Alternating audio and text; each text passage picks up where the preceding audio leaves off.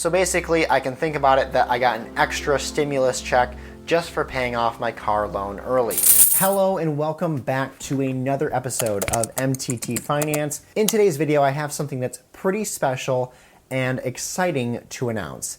And that is, as of July 20th, 2021, I am now car debt free.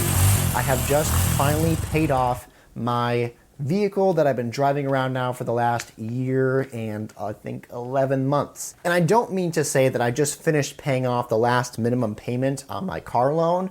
I actually put down quite a large, hefty lump sum debt snowball payment of $7,700, right around that, to finish paying off my vehicle so that I could be car debt free today. So let me take you back to August of 2019. Now, one thing you have to know is that vehicles with me are very closely tied to my job. I'm an occupational therapist and I work in a home care setting, meaning that I drive around all day to different people's homes. I do therapy with them, but I would say almost half my day is spent in the car traveling. And at the time, I was driving my 2004 Honda CR-V, and I can just tell on this particular day, it was getting ready to go. It was making some strange noises.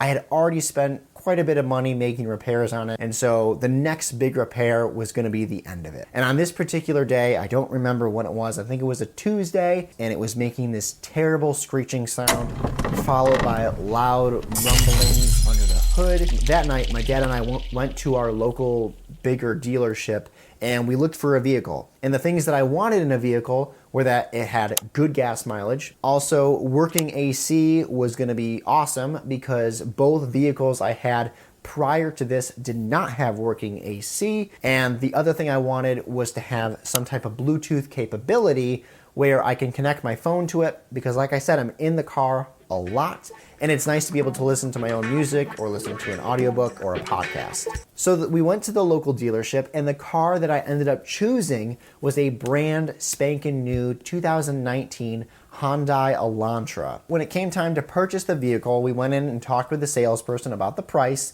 and the price for this particular model was $17,749. If you haven't purchased a vehicle, let me tell you that the number that is on the window of the car that says the price is probably not the amount of money that you're going to have to bring to pay for it. There's all these extra weird charges that come with buying a vehicle. Some of the additional things that I had to get were an extended service. I don't know or remember what that was, but that was another $3,000. There was something called autosaver, which I think has something to do with a rust prevention system on the car. Then I live in New York State, so if you live in New York State, there's what's called a New York State tire tax. Apparently, if your vehicle has tires, you get taxed for it, and that was $12.50. Then there was the tax for the vehicle, which in New York State is 8%.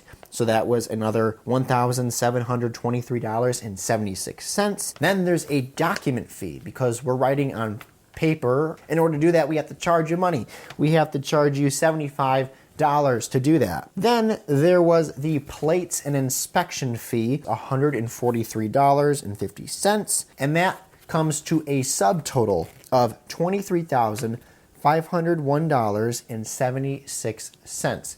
Much different than the $17,000 I thought I was purchasing for my vehicle. I ended up putting $10,000 as the down payment for my vehicle. I realized that the more I put down for the down payment, the less my monthly bill was going to be to pay off the remaining balance on my vehicle. The remaining balance that I hadn't yet paid off for my vehicle was $11,351.76. So I got my vehicle loan from the Honda Motor Finance at a 6.94% interest rate. It was for a 72-month term or 6 years. And the payment was going to be $193.76. I really didn't think there was too much damage done.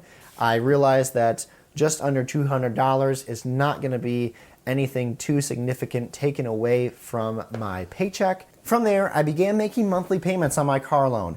Typically, I would put down an extra $100 per month. As time went on, however, I picked up a certain financial book called Dave Ramsey's Total Money Makeover. I don't have the original cover for it. Don't know where it went.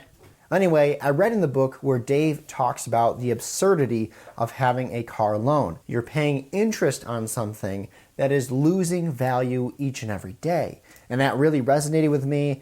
Everyone has a car loan, so why shouldn't I and why should I care if I have one? That was my mindset for a little while, but after reading the Total Money Makeover, that changed and I became much more radical about paying off all my loans, including my vehicle loan. So on July 20th, 2021 of this year, this past week, I ended up just paying off the remaining balance on my car loan, which was around $7,713.44. To be honest with you, it feels good to pay off my loan and not have to worry about a car payment every month of, oh yeah, did I pay that already? But at the same time, it was a little nerve-wracking because it meant I had to dig into my savings. At the time, I think I had around $15,000 saved up in my savings account. And for me, I'm the type of person that I feel anytime I'm gonna make a purchase or a payment like this and pay something off, something bad's gonna happen right away, and I'm gonna regret having put all that money towards something and not have enough left over for an emergency. So I pulled up an interest calculator online and found out that over the life of my loan, I would have paid over $2,500 extra just in the interest payments alone for my vehicle. So paying it off early saved me around $1,200 worth of money that I no longer am going to have to pay back in the form of interest to the lending site for the loan. So basically, I can think about it that I got an extra stimulus check just for paying off my car loan early. I would encourage any of you who have a vehicle that you're basically just each month paying the bare minimum on your loan to try to see if you can save up and just pay a little bit extra each month. That way you can reduce the life of that loan even faster and thereby reducing the amount of interest that you'll have to pay towards your lender, which will save you actually quite a bit of money in the long run. But thank you so much for watching. Check out some of my other videos if you haven't already, and I will see you in the next one. Take care.